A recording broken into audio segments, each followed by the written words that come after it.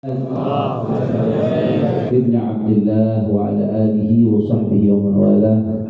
سبحانك لا علم لنا إلا ما علمتنا إنك أنت العليم الحكيم. رب اشرح لي صدري ويسر لي أمري واحلل عقدة من لساني يفقهوا قولي وسدد لساني واهدي قلبي بحق النبي صلى الله عليه وسلم. Sama-sama kita hormati dan kita muliakan guru kita bersama Sayyidul Walid Syekhuna Al-Habib Ahmad bin Saleh bin Abdullah Al-Attas beserta segenap keluarga besar beliau, putra-putra beliau, Habib Salim, Habib Bagir, Habib Hussein, ada dua Habib Hussein, Habib Hussein bin Ahmad, Habib Hussein bin Alwi, Habib Ali. Kita doakan mudah-mudahan keluarga besar beliau dijaga oleh Allah Subhanahu wa taala. Guru kita Kiai Haji Muhammad Idrus Shomli, asad min usuli ahli sunnati wal jamaah di Jawa wa fi Indonesia. Begitu juga Bu Swafi, musuhnya Tengku Qori dan semuanya. Guru-guru kita tidak saya sebutkan satu persatu tanpa mengurangi rasa hormat dan ta'zim saya kepada beliau semua. Kita doakan mudah-mudahan guru-guru kita Allah panjangkan umurnya, Allah sehatkan badannya, Allah jaga zahir batinnya, Allah menangkan perjuangannya. Amin ya rabbal alamin. Dan salam penghormatan yang paling istimewa saya hadiahkan kepada hadirin hadirat muslimin muslimat mukminin mukminat yang hadir pada kesempatan kali ini jamaah majelis malam Selasa Al Habib Ahmad. Kita semua angkat tangan, kita minta sama Allah, mudah-mudahan tidaklah kita keluar dari tempat ini kecuali semua dosa kita diampuni oleh Allah. Yang sakit Allah angkat penyakitnya, Allah sehatkan badannya. Semua yang hadir dilapangkan rezekinya, diberkahi kehidupannya. Amin ya rabbal alamin. Habaib kiram, yang pertama saya mau minta menyampaikan permohonan maaf. Bulan lalu saya berhalangan hadir, tapi izin nyampein ke beliau, izin. Saya sakit bulan lalu, sakit berhalangan hadir. Memang beberapa hari itu saya nggak menghadiri acara, nggak menghadiri pengajian karena kurang sehat. Tapi baru sekali doang, pakai bulan-bulan. Benar kalau dari hati memang begitu sudah. Masya Allah. Mudah-mudahan istiqomah, doain semuanya. Kemudian yang kedua, harusnya ngaji fikih sirah kayak biasa, cuman tadi saya keluar rumah niatnya balik lagi, siang ada rapat di Kementerian Agama, kemudian sorenya ke Monas. Sempat pulang lagi, jadi kitab ketinggalan, tablet ketinggalan. Jadi saya ketemu kitab, nggak bawa kitab izin. Hari ini saya akan melanjutkan kajian fikih sirahnya, tapi membahas hal lain yang nggak kalah pentingnya. Kita ini sudah disatukan oleh baginda Nabi besar Muhammad sallallahu alaihi wasallam, sehingga mathalul mu'minina fi tawaddihim wa tarahubihim wa ta'atubihim kamathalil jasadil wahid idza ishtaka minhu 'udwun tada'a lahu sa'irul jasadi bis-sahri wal humma. Perumpamaan orang-orang yang beriman, umatnya Rasulullah sallallahu alaihi wasallam, itu di dalam kasih sayang di antara mereka, saling cinta di antara mereka, saling perhatian di antara mereka. Perumpamaannya seperti satu tubuh.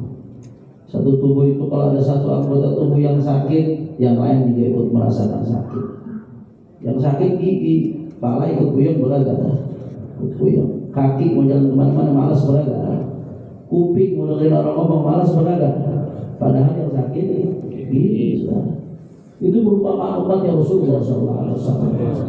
Karena kalau berbicara soal umatnya Rasulullah ini udah lintas budaya, lintas warna kulit, lintas batasan-batasan geografis, udah gak kenal negara, gak kenal beda bahasa.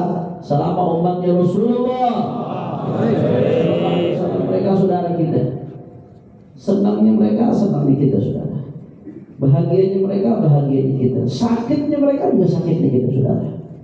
Kalau kita merasakan itu, absyir, ambillah kabar gembira. Berarti kau betul-betul umatnya Nabi Muhammad SAW. Imannya bagus berarti saudara. Tapi kalau tak ada perasaan begitu cuek atas apa yang menimpa saudara kita, terus apa artinya ikatan iman yang sudah diikat oleh baginda Nabi besar Muhammad SAW? Kalau masih nafsi-nafsi, Maka di sini saya sedikit mau menyinggung hari-hari ini, masya Allah, tabarakallah, kita sedih luar biasa melihat apa yang menimpa saudara-saudara kita di Sumatera bagian utara, saudara. Mulai dari Aceh, kemudian juga Sumatera Utara, Sibolga, Tapanuli dan lain sebagainya, sampai di Sumatera Barat. Yang saya dapat sampai saat ini korban yang fix terkonfirmasi meninggal dunia itu 442 orang. Yang hilang belum ketahuan 402 orang, saudara. Ini yang terdata. Bagaimana yang belum terdata? Itu kalau kita lihat, masya Allah, tabarakallah, luar biasa, banjir bandang. Aceh itu beberapa hari sampai sinyal sulit. Kami menghubungi kawan-kawan kami yang di Aceh untuk berkoordinasi dan lain sebagainya, kesulitan. Begitu pula di Sumatera Utara dan Sumatera Barat, saudara. Luar biasa, luar biasa. Kalau kita kan banjir datang, bau lumpur, banjirnya surut, ya lumpurnya cair, encer. Walaupun dia nggak betul-betul habis, tapi bisa dibersihin. Ini di sebagian di Sumatera Utara, selesai banjir, itu lumpurnya nggak beku. Jadi yang lumpurnya sampai ke genteng, banjir selesai, itu lumpur jadi tanah sampai segenteng. Rumahnya kan gelap, saudara. Rumahnya kekubur. Itu kejadian di Sumatera Utara. Rumah-rumahnya kekubur, tinggal gentengnya doang, ya kawan. Bahkan nggak sampai di situ, itu rumah-rumah yang disapu hilang, jembatan-jembatan yang hancur, saudara. Yang kelaparan, masya Allah, sampai akhirnya terjadi. Ya kita nggak membenarkan yang namanya penjarahan, apalagi dalam kondisi normal, apalagi karena motif politik nggak boleh. Cuma bagaimana ya, ada kejadian kemarin di daerah-daerah yang kena musibah karena saking kesulitannya mereka, kelaparannya, sampai terjadi penjarahan gudang bulog, sampai terjadi penjarahan di supermarket. Kita tidak secara hukum memang tidak bisa dibenarkan, tapi secara kedaruratan bisa jadi sebagian dari mereka sudah sampai haddu darurat, bisa jadi, wallahu a'lam. Artinya keadaan sampai seperti itunya, ya kawan. Cuma memang yang memprihatinkan, ada sebagian daripada pejabat-pejabat begitu bicara soal ini. Kenapa sebabnya musibah? Ini akibat siklus hujan yang terlalu tinggi, katanya, saudara. Jadi hujannya terlalu deras sehingga bawa bencana, seolah-olah nyalain Allah Subhanahu. Ini nggak benar, saudara. Saya mau sedikit bahas ini dari perspektif Al-Quran. Ya, jadi di Al-Quran, di dalam surat Az-Zukhruf ayat 11, Allah Subhanahu wa taala berfirman, faqala ta'ala, walladzi nazzala minas sama'i ma'an biqadar fa ansyarna bihi baldatan maita kadzalika tukhrajun. Shadaqallahul azim. Perhatian baik-baik, sallu ala Nabi Muhammad. Kata Allah Ta'ala, dan Allah Ta'ala dialah yang nazzala minas sama'i ma'an. Allah Ta'ala yang menurunkan dari langit itu air. Tapi Allah nurunin bagaimana? Apa Allah ujuk-ujuk begitu air tumpah dari langit? Enggak, biqadar, dengan kadarnya. Artinya sesuai kadarnya, tukur kadarnya, ikhwan. Nah, menariknya, fa'ansyarna bihi baldatan maita. Dan lalu dengan air itu kami menghidupkan negeri yang mati, negeri yang tandus. Perhatikan baik-baik. Dari ayat ini kita bisa ambil beberapa pelajaran. Apa pelajaran yang bisa kita ambil? Jadi ayat ini mengatakan Allah itu nurunkan air dari langit biqadar, udah dengan kadarnya. Jadi nggak sembarangan. Ini ayat secara tidak langsung mematahkan narasi yang mengatakan bahwasanya bencana ini turun gara-gara tingginya siklus hujan. Enggak, Allah turun sesuai dengan kadarnya. Jadi jangan dikambing hitamkan, cuaca itu jangan dikambing hitamkan. Yang namanya Indonesia dari dulu negara tropis, betul enggak? Cuma dulu nggak banjir bandang. Kalau emang gara-gara siklus hujan doang, dari dulu siklus hujan udah tinggi kok. Nggak baru-baru aja siklus hujan tinggi, tapi nggak banjir bandang. Kenapa sekarang jadi siklus hujan yang disalahin, saudara? Allah udah bilang, huwallazi nazzala minas sama'i ma'an biqadar. Allah turunkan ya dari langit itu air udah biqadar, dengan kadarnya, artinya dengan tepat, presisi, enggak kurang, enggak lebih, sesuai dengan kebutuhan. Saya mau tanya, kalau nggak diturunin sama sekali air, bahaya apa enggak? Bahaya, hancur kita tanpa air, saudara. Tapi kalau air turunin kebanyakan, bahaya apa enggak?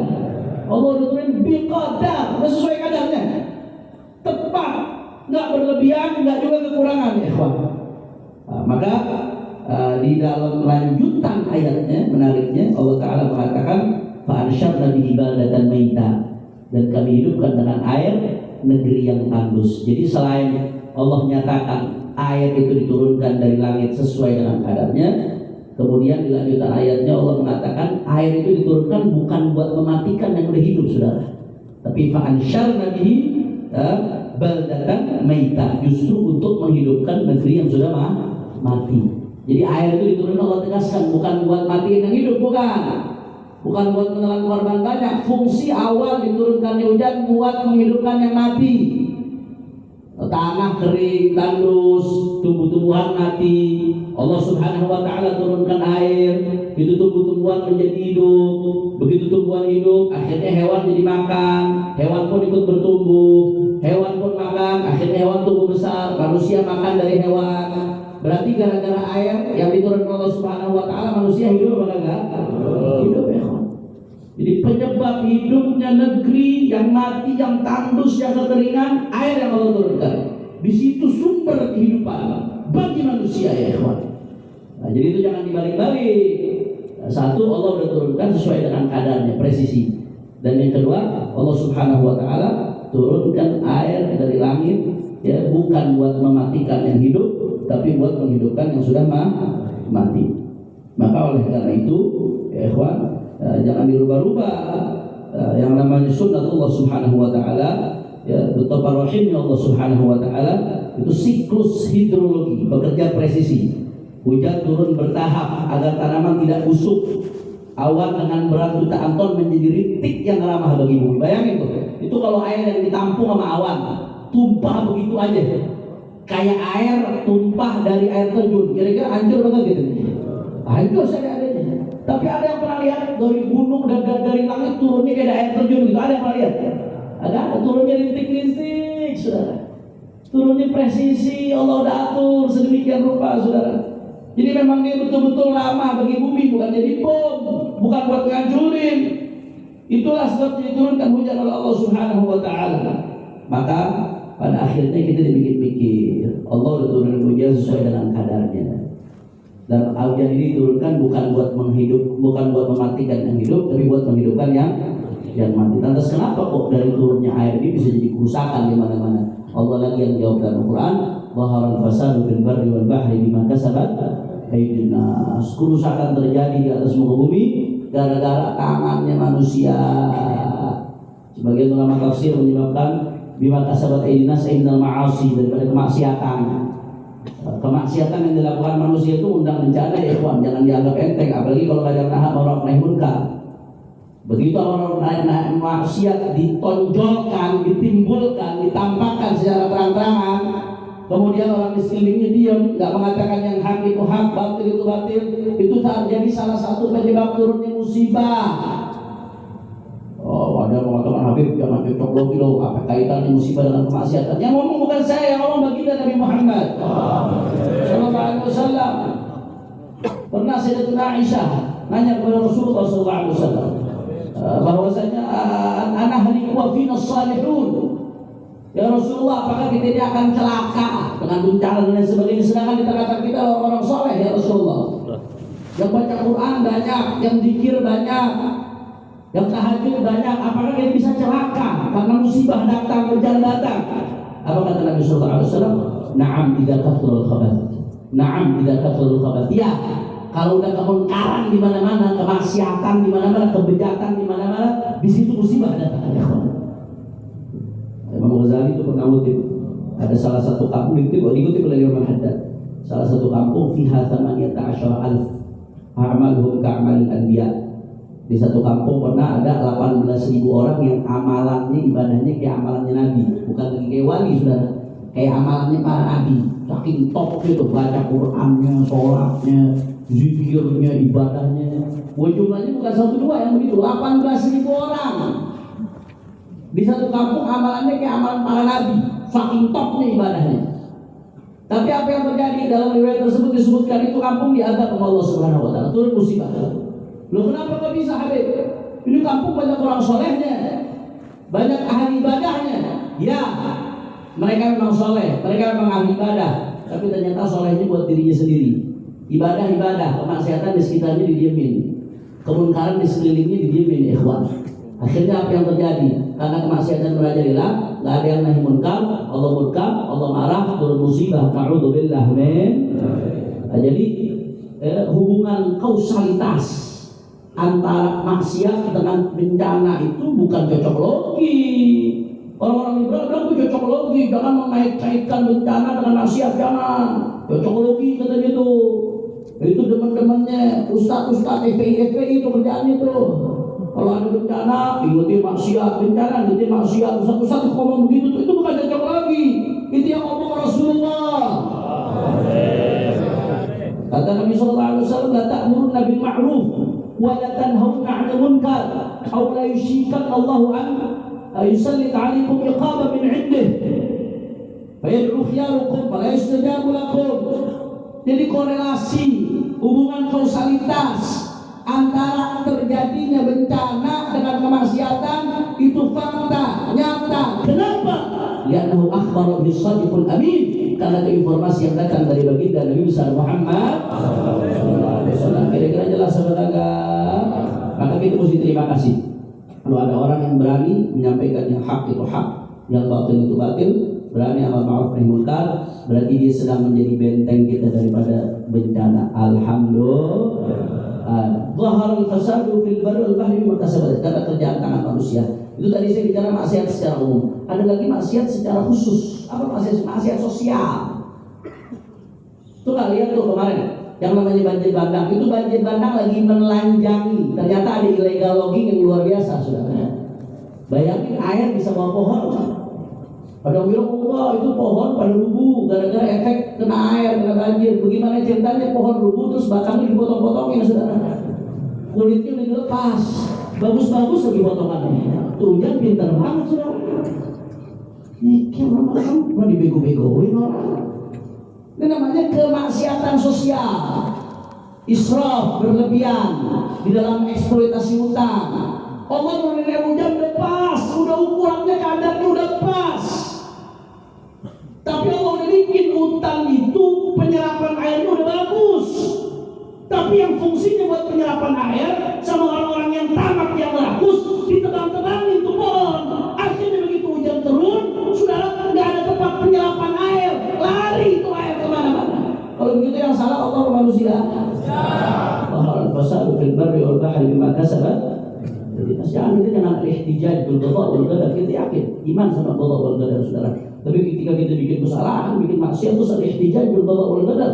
Itu dibahas sama ulama. Imam Haddad panjang lebar bahas masalah ihtijaj bil qada wal qadar. Seolah-olah nyalain takdir. Udah gara-gara siklus hujan itu nyalain takdir apa itu, saudara? Padahal kalau kita lihat terang-terangan alam sedang mempertontonkan ini loh kelakuan orang-orang tamak, saudara. Batang segede-gedenya sampai kumpul itu di ujung, saudara, di lautan. Sebanyak-banyaknya mengalir, Masya Allah. Dari mana ceritanya? Sejak kapan hujan turun mau gergaji Mesir, saudara? Kira-kira jelas mereka? Masya Allah. Memang sadaqah Rasulullah SAW. Orang kalau udah tamak ini udah gak ada obatnya. Tapi Rasulullah SAW mengatakan, "Lau kana libni Adam wadiyani min dhahab, labtagha thalithan, wa la yamla'u fah illa turab. Wa taballahu ala man tab." Sallu ala Rasulillah.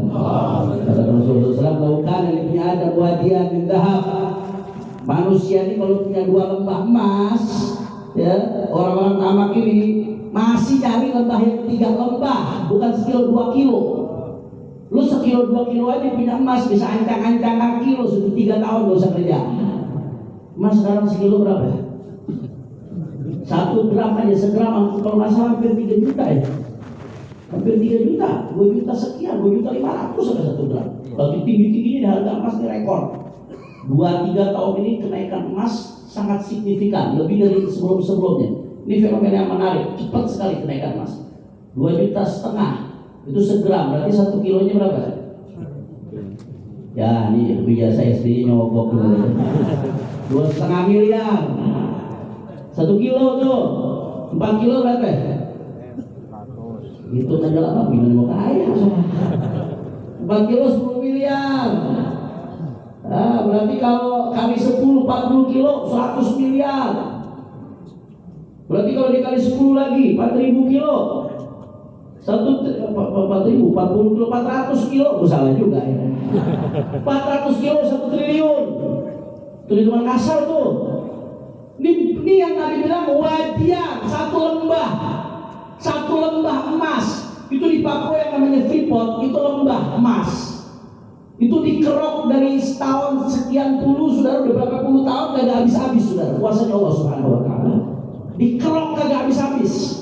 Nah, kata Rasulullah SAW, andai orang punya 2 lembah emas, bayangin punya Freeport 2 biji, apakah dia bakal merasa cukup? Enggak bakal merasa cukup. Labda berkalitan, dia bakal minta lembah yang ketiga, saudara. Padahal kata Nabi, wala yamla'u fahu illa turab. Padahal ujung-ujungnya cuma masuk kuburan dan enggak akan ada yang mengisi mulutnya dia kecuali tanah, saudara. Siapapun dia, sebanyak apapun duitnya, begitu masuk kuburan yang isi mulutnya cuma tanah. Emas yang dia punya gak bakal bisa berbuat apa-apa. Wa taballahu ala man tab, dan Allah menerima taubat orang-orang yang taubat. Artinya apa, saudara? Yang namanya manusia, ketamakannya gak bakal ada habisnya. Makanya ada dikatakan, ada salah satu tokoh yang mengatakan, Nelson Mandela. Nelson Mandela itu mengatakan, bumi ini cukup, kekayaan alam cukup untuk manusia sekian banyak turunan, cukup, gak bakal habis. Tapi gak akan pernah cukup buat 7 orang tamak, gak bakal cukup, saudara. Manusia sebanyak apapun, bumi cukup. Tapi buat orang tamak, gak bakal ada cukupnya, saudara. Gak bakal ada cukupnya. Nah, ini ketamakan yang sedang dipertontonkan oleh alam. Mudah-mudahan ini jadi catatan penting buat pemerintah kita, saudara. Karena Bapak Prabowo Subianto selalu mengingatkan ini kebocoran kekayaan alam, kebocoran alam. Ini salah satu kebocoran yang harus diperhatikan, saudara. Dan kebocoran ini sedang dipertontonkan oleh alam-alam kita. Bagaimana itu sungai mengalir, bawa kayu-kayu gerombongan sebesar-besarnya, mempertontonkan bagaimana ada manusia-manusia yang tamak sehingga menciptakan kerusakan di mana-mana. Na'udzubillah, amin. Maka kita doain jangan pernah berhenti. Yang bisa bantu dengan harta, bantu saudara-saudara kita. Yang di Sumatera Utara, yang di Sumatera Barat, yang di Aceh, bantu mereka. Mereka saudara-saudara kita sesama umat yang baginda Nabi Muhammad. Saudara mereka juga saudara kita sebangsa dan setanah air. Yang bisa bantu dengan doa, jangan berhenti doain mereka, saudara. Mudah-mudahan segera diselamatkan oleh Allah. Yang sudah meninggal dunia, mudah-mudahan Allah terima sebagai syuhada. Yang belum ketemu, mudah-mudahan segera ketemu dalam keadaan sehat walafiat.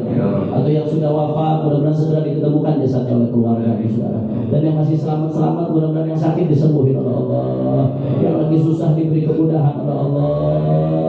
Mudah-mudahan Allah jaga Sumatera dari bencana, negeri kita Indonesia Allah jaga dari bencana, dari bala, dari musibah, dari segala macam bencana. Al-hadhihi niyah wa likulli niyah salihah bisiril Fatihah.